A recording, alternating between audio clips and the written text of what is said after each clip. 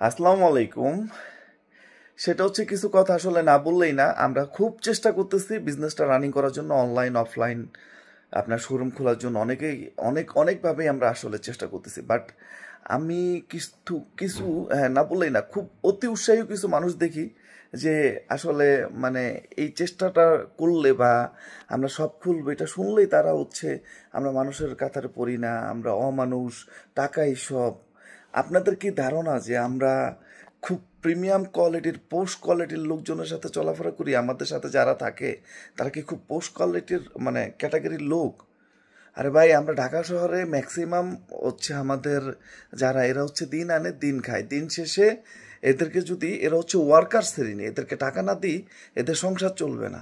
এই জিনিসটা আপনাদের বুঝতে হবে। আর এরা যারা বেশিরভাগ কমেন্টস করে, আপনার কতজন ফিল্ডে গেছেন, কতজন আন্দোলন করছেন, একটু কমেন্টস করে দেখাবেন না?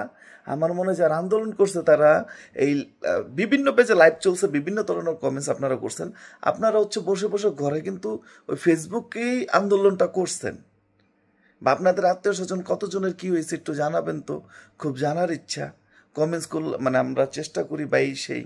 আমার স্টাফের খরচ, আমার দোকানের রেন্ট, আমার কোম্পানি খরচকে আপনারা দিয়ে যাবেন? দিয়ে গেলেই তাহলে আমি কথা দিচ্ছি আমি মানুষ হয়ে যাব। দেখি ভাই, দিয়ে দেন, সমস্যা নাই, আমি মানুষ হয়ে যাব। আমার স্টাফ আছে 400, এদের লাইবিলিটিস নেন, এদের ঘরে চাল ডালের ব্যবস্থা করে দেন, মাস শেষে এদের রেন্টের ব্যবস্থা করে দেন। আমি ওয়াদা করতেছি আমি মানুষ হয়ে যাব। আমি না, সব পেজ ওনার, সব ব্যবসায়ী মানুষ হয়ে যাবে।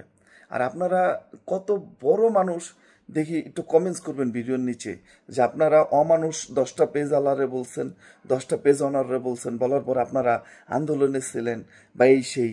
আজকে একটু মানুষের শ্রেণী দেখতে চাই, মানুষের শ্রেণী দেখতে চাই। আপনারা কতজনের রেসপন্সিবিলিটি নেন এইটা আমরা জানতে চাই।